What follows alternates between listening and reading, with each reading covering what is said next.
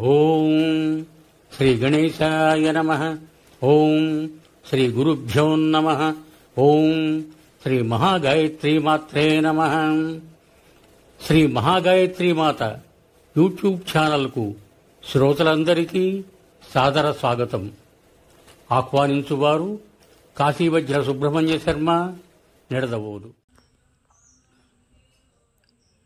జలంధరుని వృత్తాంతము ప్రథమ భాగము. ఒకసారి పురంధర బృహస్పతులు ఇద్దరూ కలిసి కైలాసం వెళ్ళారు.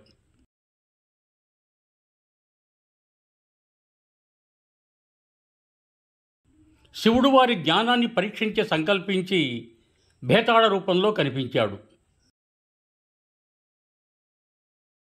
దేవేంద్రుడు ఆయనను గుర్తించలేక, ఎవరు నువ్వు, ఇలా వేళ్లాడుతున్నావేమిటి? శివుడు కైలాసంలో ఉన్నాడా, ఎక్కడికైనా వెళ్ళాడా అని ప్రశ్నించాడు. కిమపి నాస్తిగా ఉండిపోయాడా శివుడు? ఎంతైనా దేవతల రాజు గదా ఇంద్రుడు. ఆ అధికార మత్తత వల్ల ఆగ్రహించాడు. వజ్రాయుధంతో ఆ భేతాళ రూపాన్ని ఖండించబోయాడు. కానీ ఆ రూపంలో ఉన్న శివుడు వజ్రాయుధంతో సహా వాసవుని చేతిని స్తంభింపజేశాడు. ఆశ్చర్యపోయాడు అమరేంద్రుడు. శివుని ఫాలనేత్రం నుండి అగ్ని ఆవిర్భవించింది. అప్పుడు అర్థమైంది బృహస్పతికి, ఆ భేతాళ రూపుడే సర్వేశ్వరుడని. వినయంగా నమస్కరించి ఆయనను స్తుతించి ఇంద్రుణ్ణి ఆయన పాదాల మీదకు నెట్టాడు. ఎలాగైనా సరే ఇంద్రుణ్ణి కాపాడమని శతధా ప్రార్థించాడు. బృహస్పతి కృత స్తోత్రపాఠాలకు శివుడు సంతసించాడు. తన ఫాలనేత్రాగ్ని లవణ సముద్రంలోకి విసిరివేసి తాను అంతర్హితుడైపోయాడు.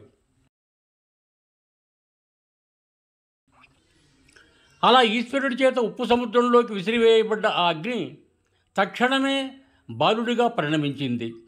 ఆ బాలుడే జలంధరుడు. బ్రహ్మవర ప్రభావంతో మహాబలశాలి అయినాడు. రాక్షసరాజైన కాలనేమి కూతురు బృందను వివాహమాడాడు. రాక్షస బంధుత్వంతో రాక్షసరాజుగా మారి సుఖంగా ఉన్నాడు జలంధరుడు.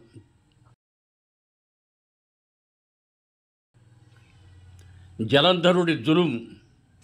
ఒకనాడు భార్య, బంధు, మిత్ర పరివార సమేతుడై కొలువు తీరి తలలేని రాహువును చూచి అతనికి ఆ గతి ఎందువల్ల కలిగిందో చెప్పమని శుక్రుడిని అడిగాడు. శుక్రుడు క్షీరసాగర మథన వృత్తాంతమంతా చెప్పాడు.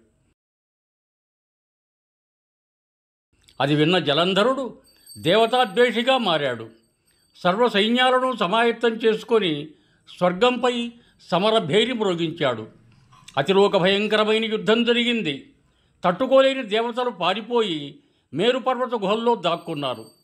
స్వర్గాన్ని యథేచ్ఛగా ఆక్రమించాడు జలంధరుడు. శుంభనిశుంభాది వీరుల్ని తగిన పదవుల్లో నియమింపజేశాడు. శత్రుశేషం ఉంచకూడదనే రాజనీతిని అనుసరించి దేవతలందరినీ హరించే నిమిత్తం తాను స్వయంగా మేరుపర్వతం వైపుకు సాగాడు. ఇది తెలిసిందే దేవతలకి. వెంటనే మేరుపర్వత గుహలు ఖాళీ చేసి వైకుంఠానికి పారిపోయారు. అక్కడ విష్ణువును శరణు కోరారు. శ్రీ మహావిష్ణు వారికి అభయమిచ్చాడు. విష్ణు జలంధర సంగ్రామం. సర్వదేవతా సంరక్షణార్థంగా శౌరి జలంధరుడిపై యుద్ధానికి బయలుదేరబోయాడు. లక్ష్మీదేవి ఆయనను వారించింది. ప్రాణేశ్వర, నేను సముద్రుడి కూతుర్నే కదా. ఆ జలంధరుడు కూడా సాగరతనయుడే కాబట్టి అతడు నాకు తమ్ముడవుతాడు. దయచేసి నా తమ్ముడిని వధించకండి అని ప్రార్థించింది. విష్ణు ఆమెను ఓదార్చాడు. మనోహరి, నీవు దిగులు పడకు. స్థితికర్తను కాబట్టి ఇప్పుడు దేవతా రక్షణార్థం నాకు ఈ యుద్ధం తప్పదు. కానీ జలంధరుడిని నేను వధించను. ఎందుకంటే అతన్ని నేను చంపలేను. అతడు శివఫాలనేత్రాగ్ని సంజాతుడు. పైగా బ్రహ్మ అతనికి వరం కూడా ఇచ్చి ఉన్నాడు. శివాజ్ఞను అనుసరించి కాసేపు అతనితో కలహమాడి వచ్చేస్తానని చెప్పి రణరంగానికి వెళ్ళిపోయాడు శ్రీ మహావిష్ణువు. అది తెలిసి ఆగ్రహోదగ్రుడైపోయాడు జలంధరుడు. సరాసరి శ్రీహరితో యుద్ధానికి తానే వచ్చాడు. అంతూ పొంతూ లేకుండా సాగుతున్న ఆ జలంధర జలజనాభుల జగడంలో జయలక్ష్మి ఎవ్వరినీ వరించకపోవటంతో అఖిల లోకాలు ఆశ్చర్యంలో మునిగిపోయాయి. తుదిగా విష్ణువు చిరునవ్వు నవ్వుతూ, జలంధర, ఆదికాలం నుంచి రాక్షసులకు నాకు రగడ జరుగుతూనే ఉంది. కానీ ఎటువంటి అస్త్రశస్త్రాలకు చెలించని నీ బలపరాక్రమాలు నాకు చాలా ఆనందం కలిగిస్తున్నాయి. నీ శక్తి సామర్థ్యాల మందు నేను ప్రసన్నుణ్ణైనాను. సరే, ఏదైనా వరం కోరుకో అన్నాడు. జలంధరుడు కూడా మందహాసం చేశాడు. బావా లక్ష్మీపతి, నిజంగానే నీవు ప్రసన్నుడివై వరమిచ్చేలా ఉంటే మా అక్కగారైన లక్ష్మితో కలిసి వచ్చి నువ్వు నా ఇంటనే నివసించు అని కోరాడు. సరేనన్నాడు శౌరి. వైకుంఠాన్ని వదిలి భార్య లక్ష్మీదేవితో సహా బావమర్ది అయిన జలంధరుడింటికి మకాం మార్చాడు శ్రీ మహావిష్ణువు. ఉన్న ఒక్క అడ్డ కూడా అలా అయిపోవటంతో ఉసూరుమన్నాయి దేవగణాలు. జలంధరుడు అందరినీ జయించి అలనాటి సాగరమథన వేళ సంభూతులైన శ్రేష్ఠ రత్న చేయాలని కైవసం చేసుకున్నాడు. దేవతల పదవుల్లో రాక్షసులను స్థాపించాడు. మూర్తీభూత పరిపాలనమైన విష్ణువే అతని ఇంట ఉండగా అతని పరిపాలనలో లోటేముంటుంది? సద్ధర్మానుచారి అయి జలంధరుడు ప్రజలను కన్నబిడ్డల్లా పరిపాలించసాగాడు. నారదుడు జలంధరుని రెచ్చగొట్టుట, రాహు రాయబారము. ప్రజలంత సుఖంగా ఉంటే మాత్రమేమిటి, పదవులు పోగొట్టుకున్న వాళ్ళు. అందుచేత దేవతలంతా కలిసి దీనుడై శివస్మరణ చేసుకోసాగారు. వారి శివధ్యాన ఫలితంగా శివప్రేరితుడైన నారదుడు దేవతార్థమై జలంధరుడి వద్దకు వెళ్ళాడు. లాంఛన మర్యాదలన్నీ అయ్యాక నారదుడు కపట ప్రసంగం ఆరంభించాడు. జలంధర, జగజ్జేతగా పేరొందిన నువ్వు శ్రేష్టమైన రాళ్లను సంపాదించావు, రత్నాలన్నీ సంపాదించావు. వృక్షరత్నమైన కల్పతరువు, గజరత్నమైన ఐరావతం, అశ్వరత్నమైన ఉచ్చైశ్రం, ఇలా అన్నీ ఉన్నాయి నీకు.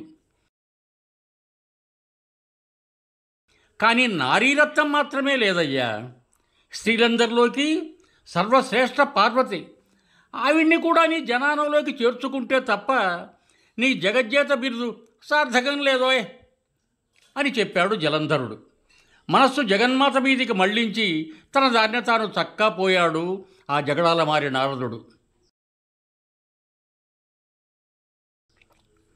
వెంటనే రాహువును శివుడి వద్దకు రాయవారిగా పంపాడు జలంధరుడు.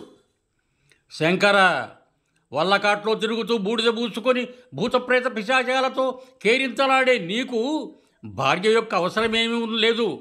ఉన్నా పార్వతి వంటి ప్రపంచోత్తమమైన పడతిని పరిపూర్ణంగా ప్రేమించటం నీ వల్ల కాదు. ఇది శ్రీ నిరాదరణ నిరోధక చట్టం కింద నేరమే అవుతుంది. అనవసరంగా అర్ధాంగిని కలిగి ఉండటము అక్రమార్జితాన్ని నిల్వ చేసినంత నేరమవుతుంది. కాబట్టి కబురందిన వెంటనే మీ ఆవిడైన మీనాక్షిని రత్నాకరపుత్రుడైన నాకు సమర్పించుకో అని చెప్పమన్నాడు. ఆజ్ఞాపించడం ఆలస్యంగా కైలాసానికి వెళ్ళి జలంధరుడు చెప్పమన్న 4 ముక్కలు జగదీశ్వరుడికి వినిపించాడతను. ఆ మాటలు వినగానే అంబికాపతి కనుబొమ్మల నడిమి నుంచి ఒక ఉగ్రరూపుడు ఉద్భవించాడు. పుట్టటమే రాహువును చేతబట్టి నోట్లో పెట్టుకోబోయాడు. ఇంకొల్లుమన్నాడు రాహు. నేను జాతికి రాక్షసుణ్ణి అయినా కులానికి బ్రాహ్మణుణ్ణి, నన్ను రక్షించండి. నేను చెప్పిన దాంట్లో ఏదైనా దుర్మార్గం అంటూ ఉంటే అది నాది కాదు. నేను దూతనే గాని దుష్టుణ్ణి కాదు. కాబట్టి నన్ను రక్షించండి ప్రభో అని ఆర్తనాదాలు చేశాడు. అది విని శివుడు శాంతించాడు. ఆ ఉగ్రరూపుణ్ణి ఆగమని, రాహువును వదలమని ఆజ్ఞాపించాడు. అతగాడు రాహువుని వదిలాడు. అలా విసర్జింపబడే రాహు సరాసరి వెళ్ళి బర్బర దేశంలో పడ్డాడు. అప్పటి నుండి రాహువుకు బర్బరుడు అనే పేరు వచ్చింది. ఆ బర్బరుడు రాహు వెళ్ళి జరిగిందంతా జలంధరుడికి చెప్పాడు. గయీమన్నాడు గండరగండడు జలంధరుడు. తక్షణమే గంగాధరుడిపై యుద్ధానికి తరలాడు. కాలనేమి, శుంభుడు, నిశుంభుడు మొదలైన వీరులతో జగజ్జేత జలంధరుడు జగదీశ్వరుడైన గంగాధరుడి మీదికి జగడానికి బయలుదేరగానే ఒంటికన్ను శుక్రాచార్యుడు, తలకాయలేని రాహువు ఎదురొచ్చారు. జలంధరుడి కిరీటం జారిపడింది. మేఘావృతం కాకుండానే ఆకాశం నల్లబడింది. మృత్యువు తప్పనిసరి అని సూచించే శకునాలు ఎన్ని ఉన్నాయో అన్ని శకునాలు తోస్తున్నాయి. అదే అదనుగా భావించి దేవతలంతా సాంబశివుణ్ణి ఆశ్రయించారు. తమ కష్టాలు చెప్పుకున్నారు. లక్ష్మీనారాయణుల పరిస్థితి వివరించారు. వెంటనే శంకరుడు విష్ణువును స్మరించాడు. తక్షణమే తార్క్షవాహనుడు ఆయన ముందు స్ఫురించాడు.